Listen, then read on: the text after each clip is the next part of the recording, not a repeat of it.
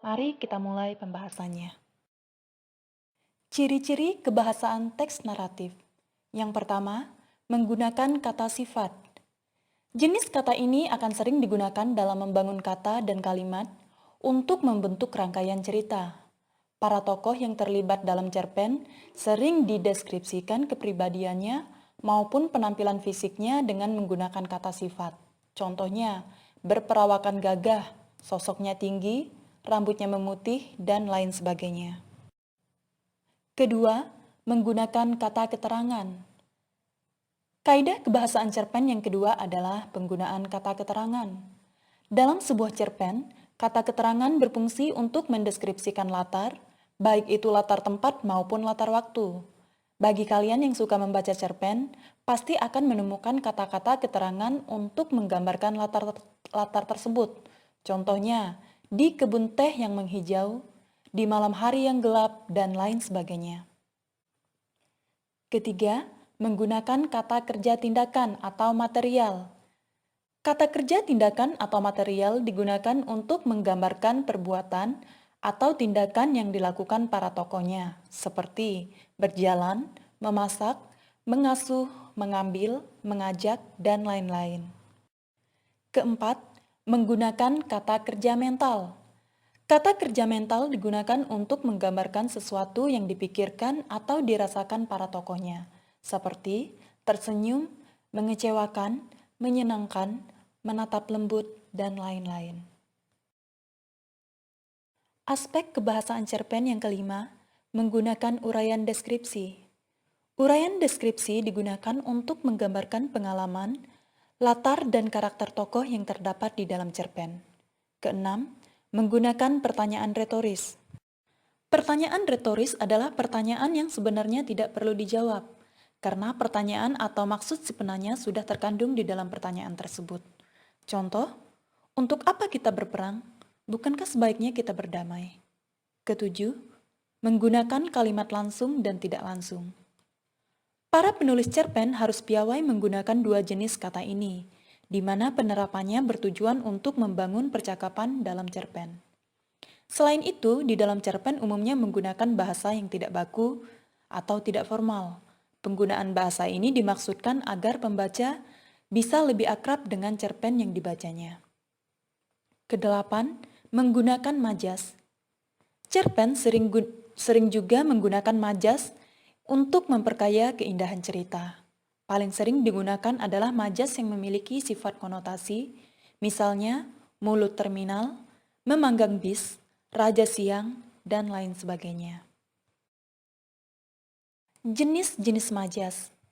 Majas atau gaya bahasa adalah cara menyatakan pikiran dan perasaan dalam bentuk tulisan atau lisan dengan jalan menyamakannya dengan sesuatu yang lain.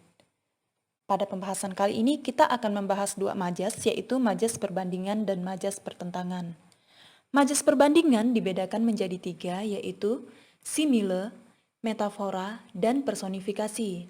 Sedangkan majas pertentangan dibedakan menjadi tiga, yaitu hiperbola, litotes, dan ironi. Sekarang mari kita bahas satu persatu. Yang pertama, simile. Simile merupakan majas yang membandingkan dua hal yang pada hakikatnya berbeda, tetapi dianggap sama. Majas ini ditandai dengan kata bagai, bagaikan, seperti, bak, seumpama, laksana. Contoh, wajahnya bagaikan bulan purnama. Kata wajah dan bulan purnama merupakan dua hal yang berbeda, tetapi dibandingkan seakan-akan mempunyai sifat yang sama. Kedua, metafora. Metafora merupakan majas yang membandingkan dua hal secara tidak langsung. Contoh, dia dianggap anak mas majikannya, yang berarti dia merupakan anak kesayangan majikannya. Ketiga, majas personifikasi. Majas personifikasi merupakan majas yang membandingkan benda-benda tidak bernyawa seolah-olah memiliki sifat seperti manusia. Contoh, badai mengamuk dan merobohkan rumah penduduk. Kedua, majas pertentangan. 1.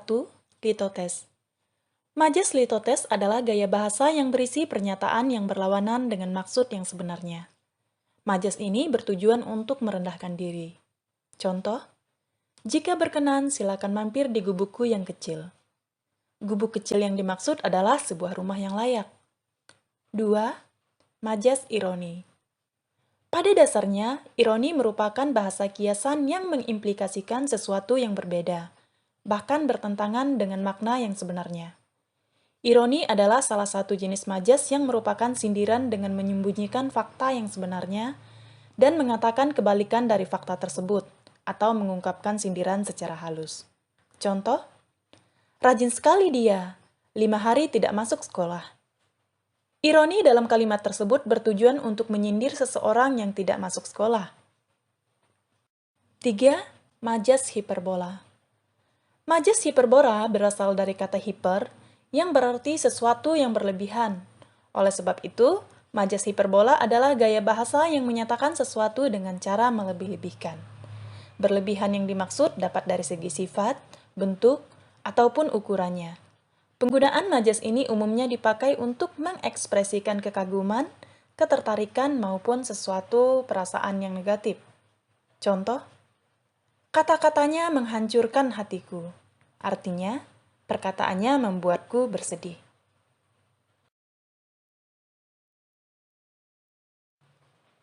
Demikian video pembahasan kali ini. Video ini Ibu akhiri dengan sebuah kutipan dari Zig Ziglar. Kamu tidak perlu menjadi luar biasa untuk memulai, tetapi kamu harus memulai untuk menjadi luar biasa. Terima kasih dan sampai jumpa di materi selanjutnya.